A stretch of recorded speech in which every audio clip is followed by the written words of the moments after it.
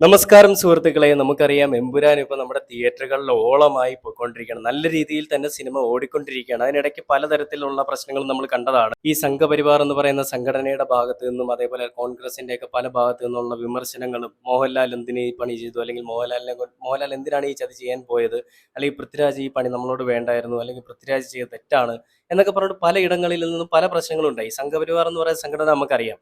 അതായത് ഈ പറയുന്ന ബി.ജെ.പി. ഭാരതീയ ജനതാ പാർട്ടിയുടെ ഒരു മാതൃ സംഘടനയാണ് ഈ സംഘപരിവാർ എന്ന് പറയുന്ന സംഘടന. ഈ ഡിവൈഎഫ്ഐ, എസ്എഫ്ഐ ഒക്കെ പോലെ. അപ്പൊ അങ്ങനെ ഒരു സംഘടന അവർക്ക് ചിലപ്പോൾ കുരു പൊട്ടിയിട്ടുണ്ടാവും ഈ ഒരു സിനിമ കണ്ടിട്ട്.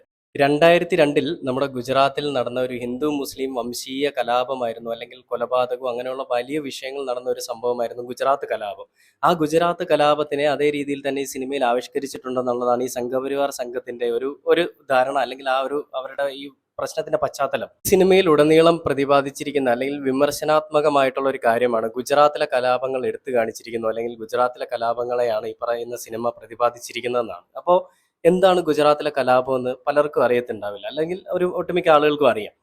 അപ്പോൾ അവർ പറയുന്നത് വെച്ചിട്ട് ഇത് രാഷ്ട്രീയവൽക്കരിക്കാൻ നോക്കിയൊരു സിനിമയാണ്, അതേപോലെ തന്നെ ഹിന്ദുത്വത്തെയും അല്ലെങ്കിൽ മുസ്ലിം സമുദായത്തെയും അവഹേളിക്കുന്ന തരത്തിലുള്ള ഒരു സിനിമയാണെന്നൊക്കെയാണ്. എന്തുകൊണ്ട് ഈ സിനിമയ്ക്ക് ഇത്രയും രീതിയിലുള്ള ഡീഗ്രേഡിങ് അല്ലെങ്കിൽ ഒരു ക്യാമ്പയിൻ ഇതിനെ നെഗറ്റീവാക്കി കാണിക്കണം, അല്ലെങ്കിൽ ഈ സിനിമ ഓടിക്കാൻ പാടില്ല, ഓടിക്കരുത് എന്നൊക്കെ പറഞ്ഞുകൊണ്ട് നടക്കുന്നു എന്നൊക്കെ നമുക്ക് ചിന്തിക്കാൻ സാധിക്കുന്നതേ ഉള്ളൂ.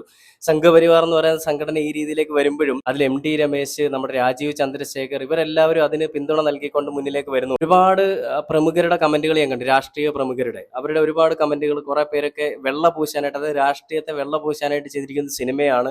പിന്നെ രാഹുൽ ഈശ്വർ ഒരു അഭിമുഖത്തിൽ പറയുന്നുണ്ട്, ധൈര്യത്തിനുള്ള അവാർഡ് കൊടുക്കാൻ കഴിയുമെന്നുണ്ടെങ്കിൽ ആ അവാർഡ് ഈ സിനിമയ്ക്ക് കൊടുക്കണമെന്ന് പറയുന്നു. നമുക്കറിയാം പൃഥ്വിരാജ് എന്ന് പറയുന്ന ഒരു നടൻ യൂത്തന്മാരിൽ ഏറ്റവും ശക്തനായ കഥാപാത്രങ്ങൾ ചെയ്ത് തന്റെ നിശ്ചയദാർഢ്യം അല്ലെങ്കിൽ അദ്ദേഹത്തിന്റെ ഉറച്ച നിലപാടുകളിൽ എപ്പോഴും ഉറച്ചു നിൽക്കുന്ന ഒരു കഥാപാത്രങ്ങൾ, അല്ലെങ്കിൽ അദ്ദേഹത്തിന്റെ ഒരു പേഴ്സണാലിറ്റി എന്നൊക്കെ പറയുമ്പോൾ ആ ഒരു പേഴ്സണാലിറ്റിയിൽ തന്നെ നിന്നുകൊണ്ടുള്ള ഒരു ചിത്രം തന്നെയാണ് അദ്ദേഹം എടുത്തു വെച്ചിരിക്കുന്നതും. അപ്പൊ ആ ചിത്രത്തിൽ നമുക്ക് കാണാൻ സാധിക്കുന്നതും ഈ സമൂഹത്തിലേക്ക്, ഈ നമ്മുടെ നാട്ടിൽ നടക്കുന്ന കൊള്ളരുതായ്മയെ അല്ലെങ്കിൽ അനീതിയൊക്കെ വിളിച്ചോതുന്ന തരത്തിലുള്ള കാര്യങ്ങളൊക്കെ തന്നെയാണെന്നാണ് അറിയാൻ സാധിച്ചിരിക്കുന്നത്. ഞാൻ ഇതുവരെ ആ സിനിമ കണ്ടില്ല, ഇപ്പൊ കേട്ടിട്ടുള്ള ന്യൂസിന്റെ അടിസ്ഥാനത്തിൽ പറയാണ്.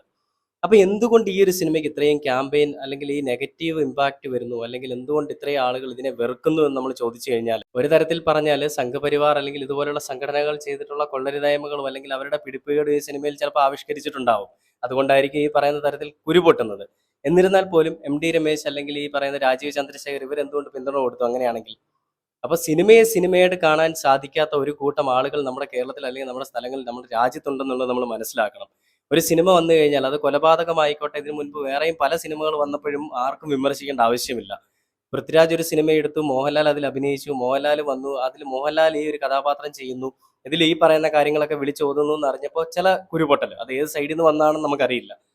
എന്തായാലും മോഹൻലാലിന്റെ ഏതൊരു സിനിമ ഇറങ്ങിയാലും അതിനെ പൊട്ടിക്കാനായിട്ട് അല്ലെങ്കിൽ അതിനെ കരിവാരി തേക്കാനായിട്ട് കുറെ ആളുകൾ ഇറങ്ങിത്തിരിക്കുന്നുണ്ടെന്നുള്ളതിന്റെ ഉദാഹരണമാണ്. ഒരു പക്ഷേ ചിലപ്പോൾ റീച്ചിന് വേണ്ടിയിട്ട് ചെയ്യുന്നതായിരിക്കും. ഇങ്ങനെ വന്നൊരു ക്യാമ്പയിൻ നടത്തുമ്പോൾ അതിൽ ആരാണത് നടത്തിയെന്നുള്ളത് മോഹൻലാൽ അറിയാൻ സാധിക്കും, അല്ലെങ്കിൽ സിനിമയുടെ അണിയറ പ്രവർത്തകർക്ക് അറിയാൻ സാധിക്കും. അപ്പൊ ഇത് ഒരു പക്ഷേ ഇവർക്ക് മോഹൻലാലൊക്കെ അറിയുമ്പോൾ ഒരു പബ്ലിസിറ്റി കിട്ടും, അല്ലെങ്കിൽ മറ്റുള്ള രീതിയിൽ കൂടി, ഇപ്പൊ സിനിമ ഹിറ്റാണല്ലോ, അപ്പോൾ അതിൽ കൂടി പബ്ലിസിറ്റി എടുക്കാൻ വേണ്ടിയിട്ട് വന്ന് ചെയ്യുന്ന തന്തയില്ലായ്മയായിരിക്കും ഒരു പക്ഷേ ഇത്. നല്ലതിനെ നല്ലതെന്ന് തന്നെ പറയണം, ഇല്ലെന്ന് പറയാൻ പറ്റില്ല. നമ്മുടെ സമൂഹത്തിൽ കാണുന്ന കൊള്ളരുതായ്മകളെ വരച്ച് കാണിക്കേണ്ടത് നമ്മുടെ സിനിമ അല്ലെങ്കിൽ സാമൂഹിക മാധ്യമങ്ങളിൽ കൂടി വരേണ്ടതാണ്. പക്ഷേ പല സിനിമകളിലും എത്ര തെറ്റാണെന്നുണ്ടെങ്കിലും രാഷ്ട്രീയം പറയുന്നുണ്ടെങ്കിലും ആ രാഷ്ട്രീയത്തിനെ നല്ല രീതിയിൽ തന്നെ ആവിഷ്കരിച്ചുകൊണ്ടാണ് പല സിനിമകളും എടുക്കുന്നത്, അല്ലെങ്കിൽ തന്നെ രാഷ്ട്രീയത്തിൽ അവരുടെ പേരുകളൊക്കെ മാറ്റിക്കൊണ്ടാണ് പല സിനിമകളും എടുക്കുന്നത്. അപ്പോൾ എന്നിരുന്നാൽ പോലും അതിലൊന്നും നമുക്ക് അറിയാം, ഒരുപാട് കൊള്ളരുതായ്മകൾ നമ്മുടെ രാഷ്ട്രീയത്തിൽ നടക്കുന്നുണ്ട്. ആ കൊള്ളരുതായ്മകളെ ഒരു ലെവല് വരെ അവർ പറയാൻ സാധിക്കുന്നില്ല, പുറത്തുവിടാൻ സാധിക്കുന്നില്ല. ഒരു കുറച്ച് മാത്രം, 100-ൽ 50% മാത്രമാണ് സിനിമയിൽ കാണിക്കുന്നത്, ബാക്കി 50%വും അവർ കാണിക്കുന്നില്ല. കാരണം അങ്ങനെ വന്നു കഴിഞ്ഞാൽ ഇതുപോലെയുള്ള വിമർശനങ്ങൾ വരും. പക്ഷേ ആ ഒരു വിമർശനങ്ങൾ വരുമെന്ന് മുൻകൂട്ടി അറിഞ്ഞിട്ട് തന്നെയും, ഇത്രയും വലിയൊരു കലാപമാണെന്ന് അറിഞ്ഞിട്ട് തന്നെയും, ആ കലാപങ്ങളെ സിനിമയിൽ ഉണ്ടെന്ന് അറിഞ്ഞിട്ടും നമ്മുടെ പൃഥ്വിരാജ് ഈ ഒരു സിനിമ എടുക്കാനായിട്ട് കാണിച്ചൊരു മനസ്സ്, അദ്ദേഹത്തിന്റെ ഉറച്ച ആ ഒരു നിശ്ചയദാർഢ്യവും ആണത്വവും, അത് നമ്മുടെ ഈ നാട്ടിലെ സംഘപരിവാർ എന്ന് പറയുന്ന സംഘടനയ്ക്കും ഇല്ല, ഇരുന്ന് കമന്റ് ഇടുന്ന കമന്റോളികൾക്കും ഇല്ല. വെറും വാണങ്ങൾ, വെറുതെ കമന്റ് ഇടാൻ വേണ്ടി ഇരിക്കുന്ന കുറെ വാണങ്ങൾ. എന്തായാലും നീയൊന്നും പറയുന്നതുകൊണ്ട് ഈ സിനിമയൊന്നും വിജയിക്കാതെ പോകില്ല, സിനിമ എന്തായാലും വൻ വിജയം തന്നെയായിരിക്കും. അപ്പൊ നമുക്ക് രാഹുൽ ഈശ്വറിന് ഈ ഒരു സംഭവത്തെ പറ്റി എന്താണ് പറയാനുള്ളതെന്ന് രാഹുൽ ഈശ്വറിന്റെ അദ്ദേഹത്തിന്റെ യൂട്യൂബ് ചാനലിൽ അപ്ലോഡ് ചെയ്തൊരു വീഡിയോ ആണ്, ഞാൻ അത് ഇവിടെ ഒന്ന് പ്ലേ ചെയ്യാം, അതൊന്ന് കേട്ട് നോക്കാം. എമ്പുരാൻ തിയേറ്ററുകൾക്ക് തീയിട്ടുകൊണ്ട് തിയേറ്ററുകളിൽ തരംഗം തുടരുകയാണ്. എമ്പുരാനിലെ വില്ലൻ ആരാണ്?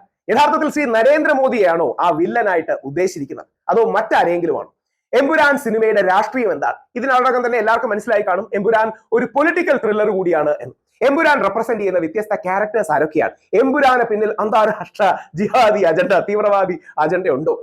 തുടങ്ങിയ കാര്യങ്ങളാണ് നമ്മൾ പരിശോധിക്കുന്നത്. അപ്പൊ ഇതിലെ ആദ്യം നമ്മൾ മനസ്സിലാക്കേണ്ട കാര്യം, ഈ സിനിമയുടെ നായകൻ മോഹൻലാൽ ഹിന്ദു, ഈ സിനിമയുടെ സംവിധായകൻ പൃഥ്വിരാജ് ഹിന്ദു, ഈ സിനിമ എഴുതിയ മുരളി ഗോപി ഹിന്ദു, ഈ സിനിമ പ്രൊഡ്യൂസ് ചെയ്ത ഗോകുലം ഗോപാലൻ ഹിന്ദു, സിനിമാറ്റോഗ്രഫി ചെയ്ത സുജിത് വാസുദേവൻ ഹിന്ദു, എഡിറ്റ് ചെയ്ത അഖിലേഷ് മോഹൻ ഹിന്ദു, മ്യൂസിക് ചെയ്ത ദീപക് ദേവ് ഹിന്ദു. അപ്പോ ഇതെല്ലാം കഴിഞ്ഞിട്ട് ഈ സിനിമ ജിഹാദി സിനിമ എന്ന് പറയുന്നവന്മാരുടെ തലയ്ക്ക് ഓളമാണ്. അപ്പൊ ഇത് യഥാർത്ഥത്തിൽ അവിടെയാണ് ഈ സിനിമ മുമ്പോട്ടൊരു രാഷ്ട്രീയം വെക്കുന്നുണ്ട്. അത് ഈ തീവ്ര വലതുപക്ഷത്തെ ചില സുഹൃത്തുക്കളും സോഷ്യൽ മീഡിയയിലും ഫേസ്ബുക്കിലും എഴുതുന്നവർ പറയുന്നത് പോലെ ഇതൊരു അന്താരാഷ്ട്ര ഇസ്ലാമിസ്റ്റ് അജണ്ട ഒന്നുമല്ല. ഈ സിനിമ രാഷ്ട്രീയം മുമ്പോട്ട് വെക്കുന്നുണ്ട്. അതൊരു പോസിറ്റീവ് പൊളിറ്റിക്സ് ആണ്, മോഡറേറ്റ് പൊളിറ്റിക്സ് ആണ്. വിമർശിക്കേണ്ടതിനെ വിമർശിച്ചിട്ടുണ്ട്, എന്നാൽ പോസിറ്റീവായി കാണിക്കേണ്ടതിനെ പോസിറ്റീവായി കാണിച്ചിട്ടുണ്ട്. കണ്ടില്ലേ, രാഹുൽ ഈശ്വറിന്റെ നിലപാട് അദ്ദേഹം വ്യക്തമാക്കി. ആ ഒരു സിനിമയിൽ കാണിക്കേണ്ടതൊക്കെ നല്ല രീതിയിൽ തന്നെ കാണിച്ചിട്ടുണ്ട്, പറയേണ്ട കൊള്ളരുതായ്മകളെ വേണ്ട രീതിയിൽ തന്നെ കാണിച്ചിട്ടുണ്ട്. അതുകൊണ്ടായിരിക്കും ഒരു പക്ഷെ നമ്മുടെ ഈ പറയുന്ന രാഷ്ട്രീയ പാർട്ടികൾക്കും അല്ലെങ്കിൽ പറയുന്ന വ്യക്തികൾക്കും ഒക്കെ കുരുപൊട്ടുന്നത്. അപ്പൊ ഇതിനെപ്പറ്റി നമ്മുടെ രാജീവ് ചന്ദ്രശേഖർ ഒരു പോസ്റ്റ് ഇട്ടിരുന്നത് ഞാൻ നേരത്തെ പറയുകയുണ്ടായി. അപ്പൊ അദ്ദേഹത്തിന്റെ ഒരു വാർത്തയും നമുക്കൊന്ന് കണ്ടുനോക്കാം. എമ്പുരാനെതിരെ സിനിമയുടെ ഉള്ളടക്കത്തിന്റെ പേരിൽ ബിജെപിയിൽ ആശയക്കുഴപ്പം. RSS നേതാക്കളും സംഘപരിവാർ പ്രൊഫൈലുകളും എമ്പുരാനെതിരെ പ്രചരണം ശക്തമാക്കി. എന്നാൽ ബിജെപി സംസ്ഥാന അധ്യക്ഷൻ രാജീവ് ചന്ദ്രശേഖർ എമ്പുരാൻ കാണുമെന്ന് പ്രഖ്യാപിച്ച് ചിത്രത്തിന് വിജയാശംസ നേർന്നു. എന്നാൽ ചിത്രം ശുദ്ധ അസംബന്ധവും ഭീകര സംഘടനകളെ വെള്ളപൂശാനെന്നും ബിജെപി സംസ്ഥാന വൈസ് പ്രസിഡന്റ് പി രഘുനാഥിന്റെ പരസ്യ പ്രതികരണം വന്നു. മോഹൻലാൽ ചിത്രം എമ്പുരാന്റെ റിലീസിന് പിന്നാലെ ചിത്രത്തിന്റെ ഉള്ളടക്കത്തെ ചൊല്ലി സംഘപരിവാർ നേതാക്കളിലും അണികളിലും ആശയക്കുഴപ്പമാണ്. പ്രമേയത്തിലും കഥാപാത്രങ്ങളിലും BJP വിമർശനമുണ്ടെന്ന സിനിമാവലോകനങ്ങൾ സാമൂഹ്യ മാധ്യമങ്ങളിൽ വന്നതോടെയാണ് സംഘപരിവാർ പ്രൊഫൈലുകൾ ഉണർന്നത്. എമ്പുരാനെതിരായ സൈബർ ആക്രമണവും തുടങ്ങി. പക്ഷേ വ്യാപക ആക്രമണം തുടങ്ങും മുൻപ് BJP സംസ്ഥാന അധ്യക്ഷൻ രാജീവ് ചന്ദ്രശേഖർ എമ്പുരാന് പിന്തുണ പ്രഖ്യാപിച്ചു. വരും ദിവസങ്ങളിൽ ഞാനും എമ്പുരാൻ കാണുന്നുണ്ടെന്ന് രാജീവ് ചന്ദ്രശേഖർ നിലപാട് വ്യക്തമാക്കി. മോഹൻലാൽ പൃഥ്വിരാജ് ടീമിന് ആശംസകൾ നേർന്ന് എമ്പുരാന്റെ പോസ്റ്ററും രാജീവ് ചന്ദ്രശേഖർ ഫേസ്ബുക്കിൽ പോസ്റ്റ് ചെയ്തു. എന്നാൽ സംസ്ഥാനത്തെ RSSന്റെ മുതിർന്ന ചുമതലക്കാരിൽ ഒരാളായ ജെ നന്ദകുമാർ എമ്പുരാൻ സിനിമയെ രൂക്ഷമായി വിമർശിച്ചു. വാര്യംകുന്നനായി എമ്പുരാൻ എന്നാണ് RSSന്റെ പരിഹാസം. ഒപ്പം സംഘപരിവാർ പ്രൊഫൈലുകളിൽ നിന്ന് വ്യാപക ആക്രമണവും നടക്കുന്നു. അതിനിടെയാണ് രാജീവ് ചന്ദ്രശേഖറിന്റെ എമ്പുരാൻ പിന്തുണയ്ക്ക് വിരുദ്ധ നിലപാടുമായി BJP സംസ്ഥാന വൈസ് പ്രസിഡന്റും വി മുരളീധര പക്ഷ ഇത്രയും രാജീവ് ചന്ദ്രശേഖർ ചെയ്തു. ആ ഒരു പിന്തുണ അദ്ദേഹം കൊടുത്തു.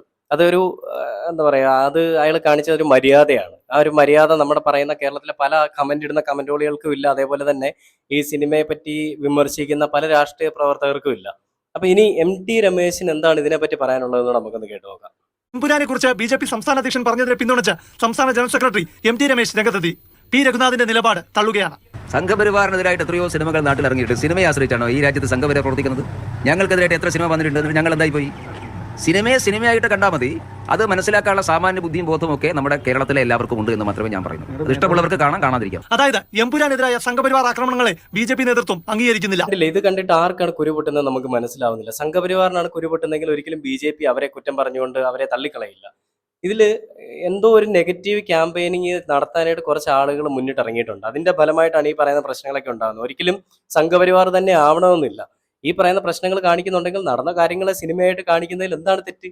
കൊള്ളരുതായ്മകൾ ചൂണ്ടിക്കാണിക്കുന്നത് തെറ്റാണോ?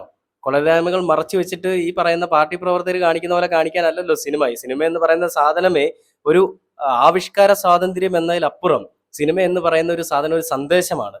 നമ്മുടെ നാട്ടിൽ നടക്കുന്ന കൊള്ളരുതായ്മകൾക്കെതിരെയുള്ള ഒരു സന്ദേശം, നമ്മുടെ നാട്ടിൽ എന്ത് ചെയ്യണം, എന്ത് ചെയ്യാൻ പാടില്ല എന്നുള്ളതിനെതിരെയുള്ളൊരു സന്ദേശം, അല്ലെങ്കിൽ നമ്മൾ ചെയ്യുന്നത് തെറ്റാണോ ശരിയാണോ എന്ന് യുവതലമുറയെ മനസ്സിലാക്കാനുള്ള ഒരു സന്ദേശം. ഇതിലൊക്കെയാണ് നമ്മുടെ സിനിമ എന്ന് പറയുന്ന ഒരു കലാരൂപം തന്നെയാണല്ലോ സിനിമ. ആ ഒരു കല, അത് ചെയ്യേണ്ട പ്രവൃത്തിയും അല്ലെങ്കിൽ അത് ചെയ്യേണ്ട കാര്യങ്ങളും ഇതൊക്കെ തന്നെയാണ്. സമൂഹത്തിന് പ്രയോജനമാകുന്ന അല്ലെങ്കിൽ സമൂഹത്തിലെ ജനങ്ങൾക്ക് ഉതകുന്ന രീതിയിലുള്ള കാര്യങ്ങളാണ് സിനിമയിൽ ആവിഷ്കരിക്കേണ്ടത്. അതിനെ ഈ കുറ്റം പറഞ്ഞുകൊണ്ടൊക്കെ വന്നു കഴിഞ്ഞാൽ പിന്നെ എന്ത് ചെയ്യാൻ പറ്റും? എന്തായാലും സിനിമ നല്ല രീതിയിൽ തന്നെ മുന്നോട്ട് പോകും. സിനിമ പോകുന്നത് കണ്ട് കുരു പൊട്ടുന്നവർ പൊട്ടി ഒഴുകിക്കൊണ്ട് അവിടെ നടക്കുകയുള്ളൂ. എന്തൊക്കെയല്ലേ ഒരു മോഹൻലാലിന്റെ ഒരു സിനിമ വരുമ്പോൾ എന്തൊക്കെ ക്യാമ്പയിൻസ് ആണല്ലേ കാണേണ്ടത്. ഇതിനു മുൻപ് ഞാൻ നേരത്തെ പറഞ്ഞു, പലതരത്തിലുള്ള കൊലപാതകങ്ങൾ വെട്ടിക്കുത്തെല്ലാം വരുമ്പോഴും ഒരു പ്രശ്നമില്ല, അതെല്ലാം അംഗീകരിക്കും. പക്ഷെ മോഹൻലാലിന്റെ സിനിമ വരുമ്പോൾ അതിൻ്റെ ഒരു ക്യാമ്പയിൻ, നെഗറ്റീവ് ക്യാമ്പയിൻ ഉണ്ടാക്കിയില്ലെങ്കിൽ ഒരു സമാധാനവും ഇല്ല ഈ പറയുന്ന സുഡാപ്പികൾക്ക് എന്ന് പറയുന്നതാണ് ഒരു സത്യം.